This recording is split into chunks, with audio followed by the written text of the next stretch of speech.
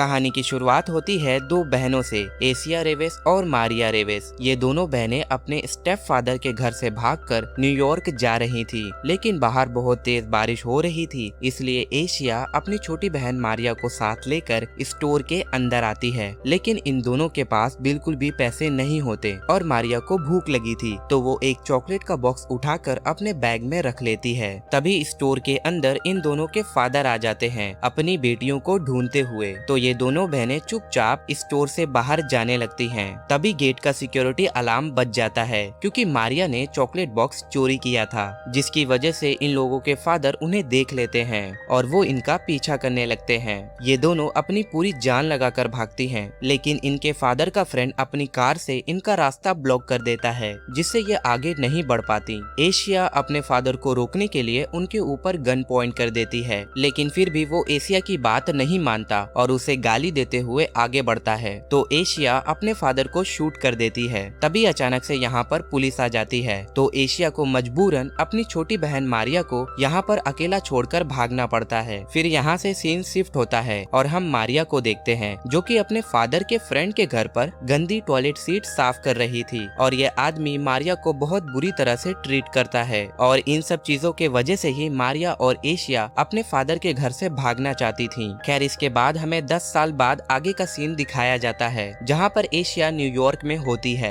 और वो एक वर्जिल नाम की बिल्डिंग में मेट की जॉब करने के लिए आई थी। और यहाँ पर हम एक चीज ये भी नोटिस करते हैं कि इस बिल्डिंग के ऊपर काफी सारे सैटेनिक सिंबल्स बने हुए थे। एनीवेज, एशिया डोरबेल बजाती है तो अंदर से लिलिथ नाम की एक ओल्ड लेडी बाहर आती है, जो कि इस पूरे बिल्डिंग को ओन करती थी। एशिया लिलिथ को अपनी फेक आइडेंटिटी कार्ड दिखाती है इजाबेल नाम की लड़की से, लेकिन लिलिथ एशिया को पहचान जाती है कि वो झूठ बोल रही है और वो इजाबेल नहीं है जिसने उसे कल रात जॉब इंटरव्यू के लिए कॉल किया था। फिर भी लिलिथ एशिया से बिना कुछ पूछे उसे बिल्डिंग के अंदर ले लेती है और गेट की हाई सिक्योरिटी लॉक को देखकर एशिया को बहुत अजीब लगता है। तो लिलिथ एशिया को बताती है कि ये बिल्डिंग 1923 में बनाया गया था और उस टाइम के माहौल में और आज के टाइम के माहौल में जमीन आसमान का अंतर है, क्योंकि आजकल इस इलाके में चोरियां और क्राइम के केसेस बहुत ज्यादा बढ़ गए हैं। इसलिए ये सब बस सिक्योरिटी के लिए है, क्योंकि अब इस बिल्डिंग के अंदर बहुत ज्यादा अमीर लोग रहते हैं। और ऐसे ही लिलिथ एशिया को शेरोन नाम की एक लेडी से मिलवाती है, जो कि एक बिलियंस ऑफ डॉलर की कॉस्मेटिक कंपनी की मालकिन थी। और जब शेरोन एशिया को भीगा हुआ देखती है तो वो अपनी जैकेट एशिया को पहनने को देती है ताकि उसे ठंड ना लग जाए। इसके बाद लिलिथ एशिया को फर्स्ट फ्लोर पर लेकर आती है और ये पूरा फ्लोर सिर्फ नौकरानियों के लिए होता है, जहाँ पर वो लोग अपने फैमिली के साथ रहते हैं। आगे बढ़ते हुए एशिया कुछ मेट्स को देखती है जो कि किसी चीज की सेलिब्रेशन कर रहे थे। तभी कमरे के अंदर से बहुत ही ज्यादा बिगड़ा हुआ बच्चा बाहर आता है, जो कि एशिया को बहुत ही गंदी बात बोलता है। खैर, ये देखकर एशिया लिलिथ से पूछती है कि वो लोग किस चीज की सेलिब्रेशन कर रहे थे। तो लिलिथ एशिया को बताती है कि आज इन सभी मेड में से किसी एक मेड को उसकी मेहनत, ईमानदारी और डेडिकेशन के लिए इनाम दिया जाएगा। फिर लिलिथ एशिया को उसका रूम दिखाती है, जिसके अंदर से रे नाम का आदमी बाहर आता है। लिलिथ उसे देखकर पूछती है कि तुम अंदर क्या कर रहे थे। तो रे बिना जवाब दिए यहाँ से चला जाता है, जिसके तुरंत बाद लिलिथ एशिया के रूम में छानबीन करने लगती है और वो एशिया से कहती है कि वो मेरा हस्बैंड था, जो कि सिर्फ ड्रिंक करता है और यहाँ के लोगों को परेशान करता है। और अगर तुम्हें कमरे के अंदर कोई भी अजीब चीज रखी हुई दिखाई दे तो उसे इग्नोर कर देना। ये बोलकर लिलिथ यहाँ से चली जाती है। इसके बाद एशिया अपने बैकपैक से कपड़े बाहर निकालकर नहाने के लिए जाने लगती है और यहाँ पर हम देख पाते हैं कि एशिया ने चादर में लपेटकर कुछ तो अपने साथ यहाँ लेकर आई थी, जिसे वो अलमारी के अंदर छुपाकर रख देती है। फिर वो नहाने के लिए बाथरूम में आती है और गर्म पानी के भाप से मूवी का टाइटल रिवील होता है, जिसे कि रे ने यहाँ पर लिखा था एशिया को अलर्ट करने के लिए। लेकिन जब तक एशिया नहाकर बाथटब से बाहर आती है, तब तक मिरर पर लिखा हुआ रे का मैसेज गायब हो जाता है। फिर एशिया वापस कमरे के अंदर आती है तो उसे एसी विंड से कुछ अजीब सी आवाज सुनाई देती है। तो एशिया लाइटर जलाकर अंदर झांकती है तो वहाँ पर कोई होता है, जिसे देखकर एशिया डर के मारे नीचे गिर जाती है। तभी उसे अपने रूम के बाहर किसी औरत की हंसने की आवाज सुनाई देती है। तो एशिया चेक करने के लिए बाहर आती है तो वहाँ पर कोई भी नहीं होता। तभी अचानक से पूरे फ्लोर की लाइट एक एक करके ऑफ होने लगती है और रेड लाइट ऑन हो जाती है। वहीं हम पीछे किसी को खड़ा हुआ देखते हैं, लेकिन जब एशिया पीछे मुड़कर देखती है तब तक वो वहाँ से चला जाता है। अब इतनी सारी अजीब चीजों को देखने के बाद एशिया तुरंत अपने कमरे के अंदर आती है और गेट को अच्छी तरह लॉक कर देती है। फिर वो काफी देर तक अपने बेड पर बैठकर एसी विंड को घूरती है, लेकिन उसके अंदर से कोई भी बाहर नहीं आता। तो एशिया को नींद आ जाती है। तभी रात के 3 बजे कोई गेट खोलने की कोशिश करता है, लेकिन एशिया ने पहले ही चेयर से गेट को अच्छी तरह लॉक करके रखा था, इसलिए वो वापस एसी विंड के अंदर चला जाता है। और अगले ही पल हम इस आदमी को एशिया के सामने खड़ा हुआ देखते हैं, जिसने एक अजीब सा पिग मास्क पहना था और ये आदमी एशिया को देखकर अपनी लार टपका रहा था। फिर जैसे ही एशिया की नींद खुल जाती है और वो अपने आसपास देखती है तो वहाँ पर उसके अलावा और कोई भी नहीं था। एशिया अपने बेड के नीचे भी झांकती है, लेकिन वहाँ पर भी कोई भी नहीं होता। फिर जैसे ही एशिया अपना सर ऊपर उठाती है तो हम देख पाते हैं कि वो पिग मास्क वाला आदमी एशिया के पीछे ही था और वो एशिया को क्लोरोफॉर्म सुंघाकर बेहोश करने की कोशिश करने लगता है। लेकिन एशिया भी कुछ कम नहीं थी, वो ऐसा फाइट बैक करती है कि जिससे उल्टा ये आदमी फ्रिज से टकराकर बेहोश हो जाता है। और क्योंकि एशिया ने क्लोरोफॉर्म सूंघ लिया था, जिसकी वजह से वो भी जल्दी बेहोश होने वाली थी।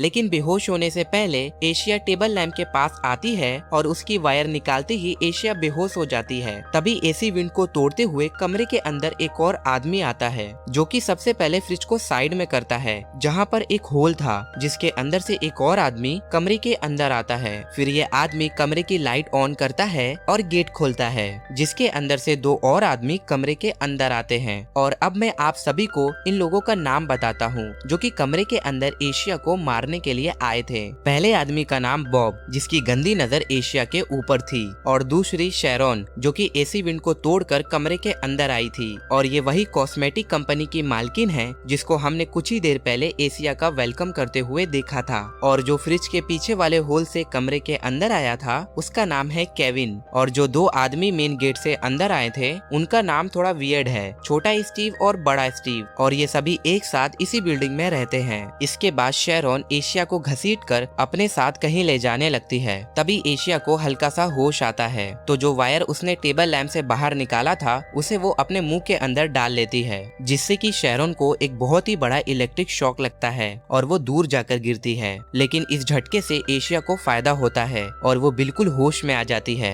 और अब अपने सामने इतने सारे लोगों को देखने के बाद एशिया तुरंत अलमारी के अंदर छुप जाती है, जहाँ पर उसने पहले कुछ छुपा कर रखा था। लेकिन ये देखकर इनमें से किसी को भी ये समझ में नहीं आता कि एशिया ने ऐसा क्यों किया, और वो अलमारी के अंदर छुपकर हम लोगों से थोड़ी न बच पाएगी। इतनी ही देर में बॉब और शेरोन दोनों को ही वापस होश आ जाता है। फिर शेरोन डाइनिंग टेबल को तोड़कर एक एक लकड़ी सभी को देती है एशिया को मारने के लिए, क्योंकि शेरोन को एशिया पर पहले ही शक हो गया था कि वो कोई मामूली लड़की नहीं है, जब शेरोन ने पहली बार एशिया के चेहरे पर चोट के निशान को देखा था। फिर जैसे ही केविन अलमारी का गेट खोलता है तो एशिया तुरंत एक बुचर नाइफ से केविन का सर काटकर अलग कर देती है। और इससे पहले कि ये लोग कुछ समझ पाते कि अभी अभी क्या हुआ, एशिया अपना सामान बाहर निकालती है और यहाँ पर हम देख पाते हैं कि एशिया पूरी तैयारी के साथ यहाँ पर आई थी। फिर एशिया अपनी शॉटगन से छोटे स्टीव को भी उड़ा देती है और दूसरी गोली चलाने से पहले शेरोन लात मारकर एशिया के हाथों से गन को गिरा देती है। इसके बाद एशिया चड्डी बनियान में इतनी खतरनाक फाइट करती है कि ये लोग 3 लोग होने के बावजूद एशिया का बाल भी बाका नहीं कर पाते। इसी बीच बड़े स्टीव के हाथों में एशिया की शॉटगन लग जाती है,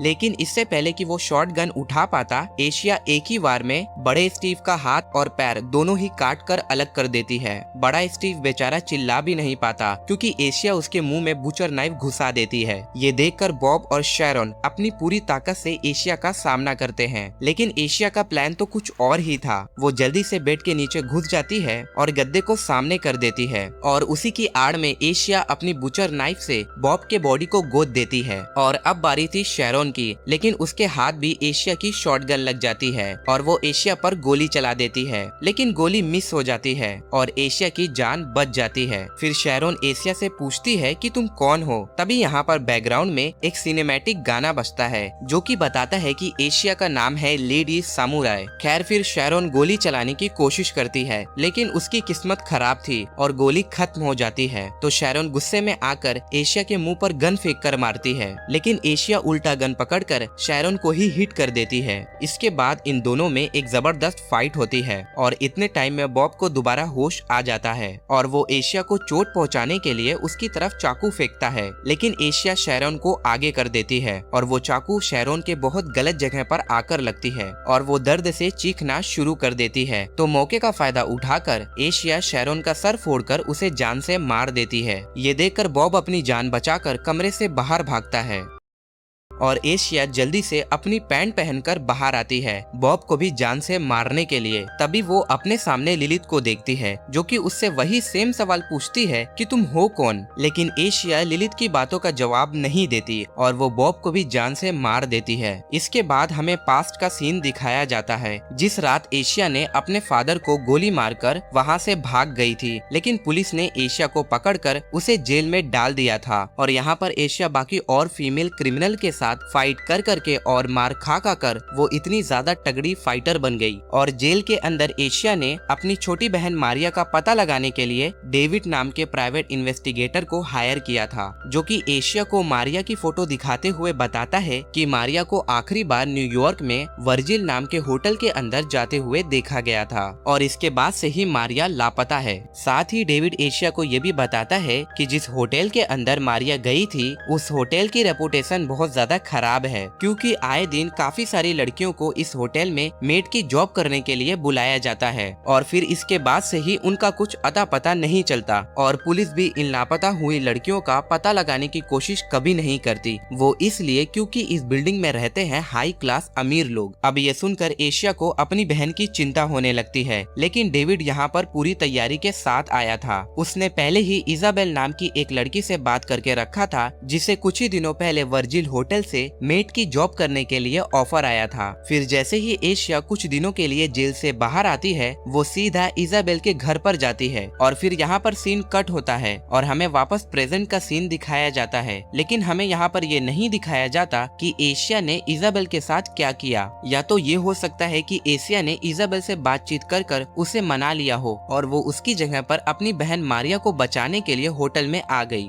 खैर प्रेजेंट में एशिया लिलित से कहती है कि अगर मेरी बहन जिंदा है तो उसे मेरे हवाले कर दो और मुझसे अपनी जिंदगी की भीख मांगो तो शायद मैं तुम्हें जिंदा छोड़ दूं। लेकिन लिलित कुछ भी नहीं बोलती। उसे तो लगा था कि एशिया एक मामूली सी सड़कों पर रहने वाली लड़की है जिसे वो आसानी से अपने रास्ते से हटा देगी, लेकिन एशिया ने यहाँ पर आकर पूरा गेम ही पलट कर रख दिया। लेकिन असल में बात यह है कि एशिया यहाँ पर आकर बुरी तरह फंस चुकी है। तभी लिलित एशिया को पीछे मुड़कर देखने को बोलती है और कमरे के अंदर से सबसे पहले बड़ा स्टीव बाहर निकलता है अपना कटा हुआ हाथ और पैर लिए हुए। फिर शैरोन भी मुस्कुराते हुए बाहर आती है। उसके पीछे छोटा स्टीव गोलियों के छर्रे उगलते हुए बाहर आता है और लास्ट में केविन अपना कटा हुआ सर लेकर एशिया के सामने आता है। फिर ये सभी लोग अपने कटे हुए बॉडी पार्ट्स को वापस जोड़ लेते हैं। अब ये देखकर एशिया एकदम शॉक्ड हो जाती है कि ये लोग कौन हैं? अभी अभी मैंने इन्हें जान से मारा था और ये लोग वापस जिंदा हो गए। लेकिन असल में बात ये है कि इस होटल में रहने वाले सभी लोग अमर हैं।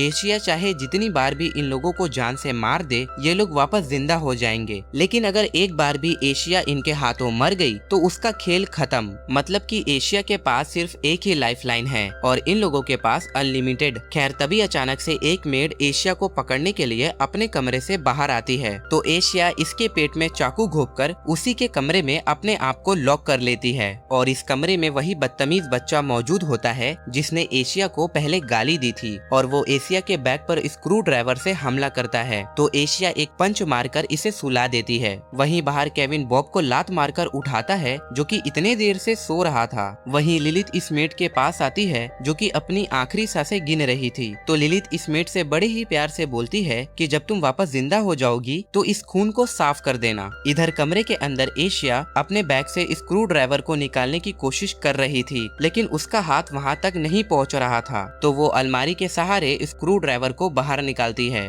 वहीं कमरे के बाहर लिलित एशिया को गेट खोलने को बोलती है और वो कहती है कि तुम इस बिल्डिंग से बाहर नहीं जा सकती तो बेहतर यही है कि तुम गेट खोल दो। लेकिन एशिया हार मानने वालों में से नहीं थी। वो इस कमरे से बाहर निकलने का रास्ता ढूंढने लगती है। तभी उसे अपने पैरों के नीचे फर्श पर कुछ फील होता है और जैसे ही वो कारपेट हटाती है तो उसे वहाँ पर एक सीक्रेट दरवाजा दिखाई देता है, जिसे स्क्रू ड्राइवर की हेल्प से खोलकर वो अंदर चली जाती है। दरअसल इस पूरे होटल के हर एक कमरे के अंदर इसी तरह का सीक्रेट एग्जिट बनाया गया था, जिसकी हेल्प से लिलिथ जब चाहे किसी के रूम में भी अपने आदमियों को भेज सकती है। लेकिन ये रास्ता बहुत ज्यादा लंबा होता है और बाहर जाने का कोई चांस ही नहीं था। बस इस रास्ते की हेल्प से इस होटल के अंदर ही घूमा जा सकता है। खैर एशिया चुपचाप आगे बढ़ने लगती है। तभी उसे सामने से कुछ आवाज सुनाई देती है और यहाँ पर हम देख पाते हैं कि बॉब भी एशिया को ढूंढने के लिए यहाँ पर आ गया था। लेकिन एशिया ऊपर की साइड अपने आप को छुपा लेती है और बॉब रेंगते हुए आगे निकल जाता है। फिर ऐसे ही एशिया घूमते घूमते लिलिथ के मेन ऑफिस के पास पहुंच जाती है और वो जैसे ही बुक हटाकर अंदर झांकने की कोशिश करती है तभी लिलिथ गेट खोल देती है और सामने एशिया को देखकर वो सभी हैरान हो जाते हैं। एशिया फौरन गेट वापस लॉक कर देती है तो केविन एक के बाद एक बुचर नाइफ से एशिया पर हमला करता है और वो कामयाब भी हो जाता है और अब एशिया का हाथ और बुचर नाइफ दीवारों के बीच में फंस चुका था। फिर ये जल्दी से एशिया को पकड़ने के लिए यहाँ पर आ जाते हैं, लेकिन एशिया अपना हाथ छुटाने के लिए उसे चीरते हुए बाहर निकाल लेती है और वो वहाँ से भाग जाती है। ये देखकर तीनों हैरान हो जाते हैं कि ये कैसी लड़की है, हार मानने का तो नाम ही नहीं ले रही। खैर शैरोन एशिया पर गोली चलाती है तो लिलिथ उसे डांटने लगती है क्योंकि वो एशिया को जिंदा पकड़ना चाहती थी और ऐसा क्यों, इसके बारे में हमें थोड़ी ही देर में आगे पता चलेगा। खैर इधर शैरोन एशिया को पकड़ लेती है तो एशिया पहले शैरोन के हाथों में स्क्रू ड्राइवर घुसा देती है। फिर इसके बाद वो उसके पेट में स्क्रू ड्राइवर से कई बार हमला करती है जिससे शैरोन बेहोश हो जाती है। तो एशिया जल्दी से शैरोन की शॉटगन लेकर वहाँ से भागने लगती है।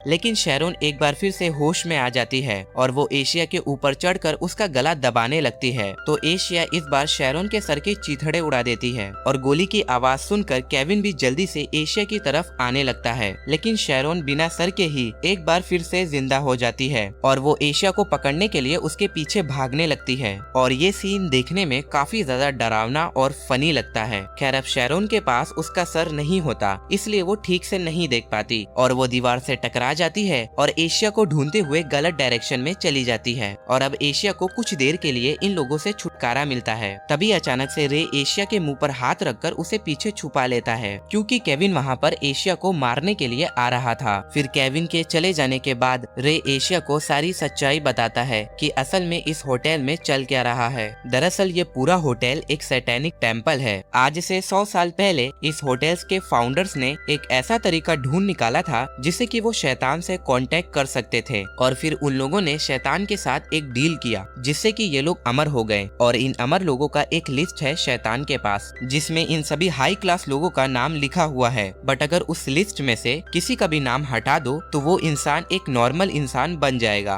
और ऐसा ना हो इसलिए शैतान को हर रोज इंसानों की बलि दी जाती है और आज एशिया की बलि चढ़ाई जानी थी, इसलिए लिलिथ एशिया को जिंदा पकड़ना चाहती है। लिलिथ ऐसे ही गरीब और मजबूर लड़कियों को जॉब के बहाने होटल में बुलाती है और उनकी बलि चढ़ा देती है। लेकिन उनमें से कुछ लड़कियों को सच में होटल की मेड के तौर पर हायर किया जाता है। इसके बाद लिलिथ उन्हें भी अमर बनाकर अपने फैमिली का हिस्सा बना लेती है क्योंकि इतने बड़े होटल की साफ सफाई करने के लिए नौकरानियों की जरूरत तो पड़ेगी ना। अब ये जानने के बाद एशिया हैरान हो जाती है और अगर आप लोग ये सोच रहे हो कि रे एशिया की जान क्यों बचा रहा है तो मैं आपको बता दूं कि रे अब इन सब चीजों से तंग आ चुका था और वो मासूम लड़कियों को मरता हुआ नहीं देख सकता, इसलिए वो एशिया को एसी विंड के रास्ते इस बिल्डिंग के लेवल 2 पर ले जाने लगता है। और यहाँ पर हम ये देखते हैं कि शैरोन की एक आंख इन दोनों का पीछा करने लगती है और ये आंख पता नहीं कैसे स्पाइडरमैन की तरह ऊपर भी चढ़ जाती है। इधर आगे बढ़ते हुए एशिया कुछ ऐसा देखती है जिसे देखने के बाद उसे अपनी आंखों पर यकीन नहीं होता। नीचे काफी सारे लोग एक ही साथ एक ही रूम में साथ में इंटीमेट हो रहे थे तो रे एशिया को बताता है कि ये वाला रूम वो वाला रूम है जिसे जानने की जरूरत आप लोगों को नहीं है। इसके बाद रे एशिया को अपने पीछे आने को बोलता है लेकिन एशिया अभी भी नीचे ही देख रही थी। फिर जब रे एशिया को दोबारा आवाज लगाता है तो वो आगे बढ़ती है। वहीं शैरोन की एक आंख अभी भी इन लोगों का पीछा कर रही थी। खैर इसके बाद रे एशिया को उस कमरे के अंदर लेकर आता है जहाँ पर उसकी छोटी बहन मारिया साफ सफाई कर रही थी और मारिया अपनी बड़ी बहन को देखकर पूरी तरह हैरान हो जाती है और एशिया भी उतना ही ज्यादा हैरान होती है मारिया को देखकर जितना मारिया उसे देखकर हो रही थी। फिर एशिया मारिया से कहती है कि मैं तुम्हें बचाने के लिए यहाँ पर आई हूँ, तो चलो मेरे साथ। ये लोग यहाँ पर सैटेनिक कल्ट चलाते हैं और इंसानों की बलि देते हैं, लेकिन मारिया कहती है कि मुझे ये सब पहले से ही पता है और मैं यहाँ पर बहुत खुश हूँ, मैं इस होटल को छोड़कर नहीं जाना चाहती। इसके बाद हमें पास्ट का सीन दिखाया जाता है कि वो इस होटल में कैसे पहुँच गई। दरअसल हमने ये चीज पहले ही देखा है कि जिस आदमी के घर पर मारिया अपने डैड के मर जाने के बाद रह रही थी, वो मारिया के साथ बहुत बुरी तरह से बर्ताव करता है। इसलिए मारिया एक रात उसके भी घर से भाग जाती है और उस रात भी बारिश हो रही थी। फिर बाहर वो खंबे पर वर्जिल होटल का एड देखती है कि हमें मेट की जरूरत है। बस फिर क्या था, मारिया होटल पहुंच गई मेट की जॉब के लिए। लेकिन यहाँ आकर उसे पता चलता है कि आज की रात उसकी जिंदगी की आखिरी रात है। पर मारिया की किस्मत अच्छी थी। लिलित उसे बताती है कि आज हमारी सभी मेड में से एक मेड चोरी करते हुए पकड़ी गई है, तो मैंने उसका नाम लिस्ट में से हटाकर उसकी बलि दे दी और अगर तुम चाहो तो उसकी जगह लेकर हमारे फैमिली का हिस्सा बन सकती हो। और ऐसे ही मारिया की जिंदगी एक ही रात में पूरी तरह बदल गई। प्रेजेंट में मारिया एशिया को यहाँ से चले जाने को बोलती है। साथ ही वो कहती है कि मुझे तुम्हारी अब जरूरत नहीं है, जब मुझे तुम्हारी जरूरत थी तो तुमने मुझे अकेला छोड़ दिया था। इस बात पर एशिया अपनी गलती के लिए मारिया से उस रात के लिए माफी मांगती है, लेकिन मारिया कुछ भी सुनने समझने के मूड में नहीं थी और इसी बात पर इन दोनों बहनों की लड़ाई हो जाती है और एशिया का दिमाग खराब हो जाता है। वो मारिया को एक पंच मारकर बेहोश कर देती है कि होश में ना तो सही लेकिन बेहोशी में वो मारिया को अपने साथ ही लेकर यहाँ से जाएगी। और ये सब कुछ ऊपर से शैरोन की आंखें भी देख रही थी। तभी एक मकड़ी उसकी आंखों पर चढ़ जाती है, जिसे हटाने के चक्कर में वो नीचे गिर जाती है और एशिया उसे देख लेती है। फिर वो शैरोन की आंखों को अपने हाथों में मसल देती है। इसके बाद एशिया रे से पूछती है कि यहाँ से बाहर निकलने का कोई तो रास्ता होगा, तो रे उसे बताता है कि यहाँ से बाहर निकलने का सिर्फ एक ही रास्ता है, फायर एस्केप ग्लैडर। लेकिन वहाँ तक पहुँचने के लिए उन्हें 9th फ्लोर पर जाना होगा, जहाँ पर लिलित लोगों की बलि देती है। वहीं बेसमेंट में केविन एशिया को ढूंढते हुए शैरोन के पास पहुंच जाता है, जिसकी हालत देखकर वो खुद ही डर जाता है। लेकिन शैरोन गंदे गंदे इशारे करके केविन को समझा देती है कि एशिया अभी कौन से रूम के पास है। केविन भी शैरोन के इशारे समझ जाता है और वो जल्दी से बड़े स्टीव और छोटे स्टीव को मैसेज करके बता देता है कि एशिया अभी कौन से रूम के अंदर है। लेकिन जैसे ही ये गेट खोलते हैं तो एशिया उन्हें गोली मार देती है। इसी समय लिफ्ट के अंदर से लिलित, बॉब और केविन भी यहाँ पर आ जाते हैं और वो एशिया को भागता हुआ देख लेते हैं, जो कि मारिया को अपने कंधे पर उठाकर भाग रही थी। फिर रे जल्दी से एशिया को फूड एलिवेटर के अंदर भेज देता है और वो खुद इन लोगों को रोकने की कोशिश करता है, क्योंकि वो जानता था कि ये लोग उसे नहीं मारेंगे। खैर वहीं एशिया मारिया को लेकर ऊपर किचन में पहुंच जाती है। इतने टाइम में बॉब एशिया का पीछा करते हुए किचन में आ जाता है और वो एशिया को देख लेता है जहाँ पर वो छुपी हुई थी। फिर वो एशिया को मार मार कर अधमरा कर देता है और वो बेहोश हो जाती है। लेकिन इतने में मारिया को होश आ जाता है और वो कुल्हाड़ी से बॉब के सर पर हमला कर देती है, जिससे कि उसकी मौत हो जाती है। वहीं हम लिलित को देखते हैं, जो कि अपने हस्बैंड रे को कन्विंस करने की कोशिश कर रही थी कि वो ऐसा ना करे और वो उन लोगों का साथ दे, नहीं तो लिलित को मजबूरन रे का नाम लिस्ट में से हटाना पड़ेगा और उसकी बलि दे दी जाएगी। लेकिन वो लिलित का साथ देने से साफ इनकार कर देता है, क्योंकि वो अब इस जिंदगी से तंग आ चुका था। तभी यहाँ पर केविन लिलित को बुलाने के लिए आता है, लेकिन जाने से पहले लिलित एक बार फिर से रे को समझाती है, क्योंकि वो अब भी अपने पति से उतना ही प्यार करती है जितना वो 100 साल पहले किया करती थी। तभी यहाँ पर शैरोन भी आ जाती है, जिसका नया सर धीरे धीरे उगने लगा था। ये देखकर रे शैरोन से कहता है कि तुम अब ज्यादा अच्छी लग रही हो। खैर इसके बाद लिलित पूरे बिल्डिंग में अनाउंसमेंट करती है कि जो कोई भी एशिया को पकड़कर 9th फ्लोर पर लेकर आएगा उसे इनाम दिया जाएगा। इसलिए होटल की सभी मेट्स अपना काम धंधा छोड़कर हथियार लेकर बाकी लोगों के साथ पूरे बिल्डिंग में एशिया को ढूंढने लगते हैं। वहीं एशिया अभी भी किचन के अंदर बेहोश पड़ी हुई थी और जब उसे होश आता है तो वो देखती है कि मारिया बॉब को रस्सियों से बांध रही थी, क्योंकि अगर वो जिंदा हो गया तो उनके लिए प्रॉब्लम क्रिएट कर सकता है। फिर वो एशिया से कहती है कि तुम मेरी छोड़ो और अपनी जान बचाकर यहाँ से भाग जाओ, मैं तुम्हें अपनी आंखों के सामने मरता हुआ नहीं देख सकती। ये बोलकर मारिया यहाँ से चली जाती है, लेकिन एशिया मारिया का पीछा करते हुए एक अंधेरे कमरे में आती है, जहाँ पर पहले से ही लिलिथ के बहुत सारे आदमी एशिया के आने का इंतजार कर रहे थे। फिर ये सभी मिलकर एक एक करके एशिया को मारना शुरू कर देते हैं और एशिया इनका मुकाबला नहीं कर पाती क्योंकि अंधेरा काफी ज्यादा था और उसे कुछ भी ठीक से दिखाई नहीं दे रहा था। इसलिए वो वापस बाहर आती है। तभी उसकी नजर एक चादर पे पड़ती है जिसके ऊपर अल्कोहल गिर रहा था। तो एशिया अपनी कुल्हाड़ी पर चादर लपेटकर उस पर आग लगा लेती है। इसके बाद वो वापस अंदर जाती है और सभी लोगों को एक एक करके मारना शुरू कर देती है। और क्योंकि इन सभी ने कपड़े ही ऐसे पहने हुए थे जिसमें कुल्हाड़ी लगते ही तुरंत आग लग जा रही थी और उनकी जलती हुई लाशों से पूरे कमरे में रोशनी हो जाती है। और ये फाइट सीन काफी ज्यादा कमाल का होता है और लास्ट वाले बंदे को एशिया ऐसा मारती है कि जिससे उसके बॉडी के बीच में से 2 टुकड़े हो जाते हैं और ये देखकर मजा ही आ जाता है। खैर अब आग लगने की वजह से पूरे कमरे में फायर अलार्म एक्टिवेट हो जाता है और मारिया भी सामने आ जाती है। फिर वो एशिया को कसकर गले लगाकर उससे माफी मांगती है क्योंकि उसे अपनी गलती का एहसास हो गया था। लेकिन इनकी मुसीबतें अभी भी कम नहीं हुई थी। जिन लोगों को एशिया ने अभी अभी जान से मारा था वो लोग एक एक करके वापस जिंदा होने लगते हैं। इसलिए ये दोनों जल्दी से एलिवेटर के अंदर आकर छुप जाती हैं। वहीं बाहर लिलिथ और उसके आदमी होटल के हर एक कोने में एशिया को मारने के लिए पागलों की तरह ढूंढ रहे थे। इसके बाद ये दोनों सीढ़ियों के जरिए ऊपर 9 फ्लोर पर जाने लगती हैं। इधर बाहर के साइड लिलिथ को लिफ्ट के गेट पर खून लगा हुआ दिखाई देता है जिससे वो समझ जाती है कि एशिया अंदर है। तो बॉब एशिया के पीछे लग जाता है और ऊपर 9 फ्लोर पर भी एक आदमी एशिया को पकड़ लेता है। तो मारिया इस आदमी को खींच कर नीचे गिरा देती है और जमीन से टकराते ही इस आदमी की बॉडी फट जाती है। फिर ये दोनों बहनें जल्दी से ऊपर आती हैं जहाँ पर लिलिथ अपने पूरे सैटेनिक कल्ट के मेंबर्स के साथ उसका स्वागत करती है। और अब ये दोनों बहनें बुरी तरह फंस चुकी थी। आगे कुआं था तो पीछे खाई।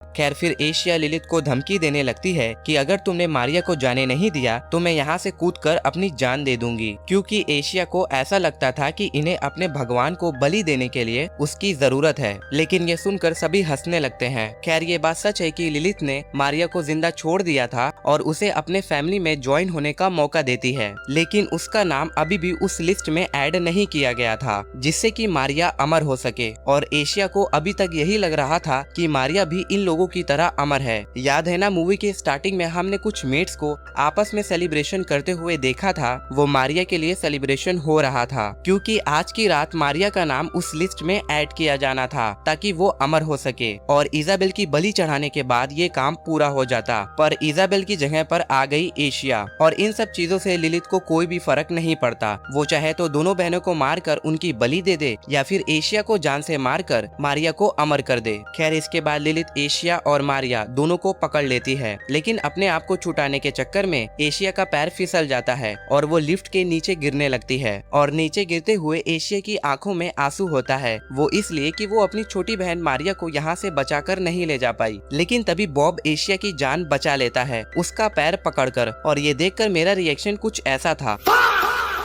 खैर फिर ऊपर आते ही लिलिथ एशिया के पेट में चाकू घुसा देती है क्योंकि एशिया ने उसके नाक में दम करके रखा था। इसके बाद लिलिथ एक बड़े से डीप फ्रीजर का गेट खोलती है जिस कमरे के अंदर ये लोग अपने भगवान के सामने बलि चढ़ाया करते हैं, जो कि होता है एक पिग का कटा हुआ सर, और इसके कान में एक पेन भी लटक रहा था। फिर लिलिथ इस डीमन को जगाने के लिए एशिया का थोड़ा सा खून अपनी उंगलियों में लगाती है और इस पिग को सूंघा देती है, जिससे कि डीमन की आत्मा जाग जाती है और वो इस पिग के कटे हुए सर में प्रवेश करता है। फिर केविन रे और मारिया को इस पिग के सामने कर देता है क्योंकि इन्होंने अपने कल्ट के मेंबर्स के साथ गद्दारी की थी। ये सुनकर पिग अपने लिस्ट में से रे का नाम मिटा देता है। ये देखकर हमें पता चल जाता है कि वो लिस्ट इस पिग का सर है जिसके ऊपर उन सभी अमर लोगों का नाम लिखा हुआ है। फिर वो लिलिथ को ऑर्डर देता है कि वो रे को जान से मार दे, वरना वो उसे भी जान से मार देगा। अब लिलिथ के पास कोई और ऑप्शन नहीं था, इसलिए वो रे का गला काटकर उसे जान से मार देती है। और अब बारी थी मारिया की, लेकिन मारिया इस पिग से माफी मांगती है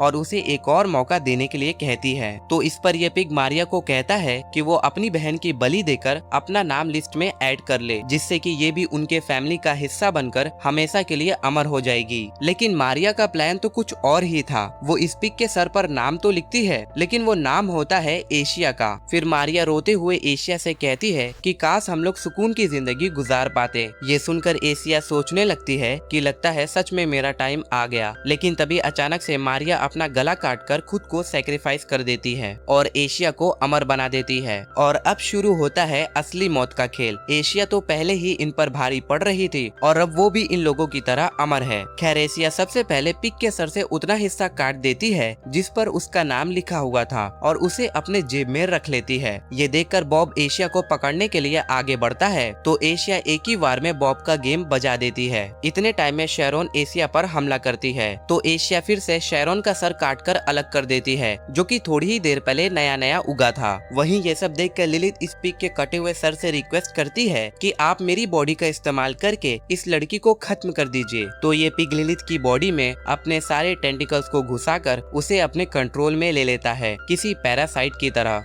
इसके बाद एशिया और इस पिग के बीच में एक खतरनाक फाइट होती है और ये पिग एशिया पर भारी पड़ने लगता है और वो एशिया को लगभग हरा ही चुका था। लेकिन एशिया इतनी आसानी से हार मानने वालों में से नहीं थी। वो अपनी उंगली इस पिग के नाक में घुसाकर एक ऐसा बैक फ्लिप मारती है जिससे कि लिलिथ की बॉडी से इस पिग का सर अलग हो जाता है। फिर इसी सर से एशिया लिलिथ को ऐसा घुमा के मारती है जिससे वो उड़ते हुए उसी लकड़ी पर आकर गिरती है जिसके ऊपर पिग का सर पहले रखा हुआ था। इसके बाद एशिया पिग के सर में बुचर नाइफ घुसाकर उसके ऊपर आग लगा देती है जिससे कि इन सभी अमर लोगों का नाम जलकर मिट जाता है जो कि इसके सर के ऊपर लिखा हुआ था और इन सभी की मौत हो जाती है। फिर एशिया इस जलते हुए सर को स्ट्रेचर पर डालकर सबके सामने बाहर फेंक देती है और ये स्ट्रेचर सीधा उस मेट पर आकर गिरता है जिसने पहले एशिया पर हमला किया था और उसकी भी मौत हो जाती है। इसके बाद एशिया अपनी बहन मारिया को गोद में उठाकर सबके सामने होटल के बाहर जाने लगती है और किसी के अंदर भी इतना दम नहीं होता कि वो एशिया को रोक सके। वहीं बाहर डेविड अपनी कार लेकर एशिया के आने का इंतजार कर रहा था और उसे लग रहा था कि मारिया की मौत हो चुकी है। तभी अचानक से मारिया जिंदा हो जाती है क्योंकि एशिया ने उस छोटे से पिग के सर के टुकड़े पर अपना नाम मिटाकर मारिया का नाम लिख दिया था जिससे वो अमर हो जाती है और उसकी चोट भी ठीक हो जाती है। ये देखकर डेविड को कुछ भी समझ में नहीं आ रहा था और इसी के साथ इस फिल्म की कहानी खत्म हो जाती है। और अगर आप लोगों को वीडियो की एक्सप्लेनेशन पसंद आई तो वीडियो को लाइक और चैनल को सब्सक्राइब करना ना भूलें। मैं मिलता हूँ आपसे अगली वीडियो में।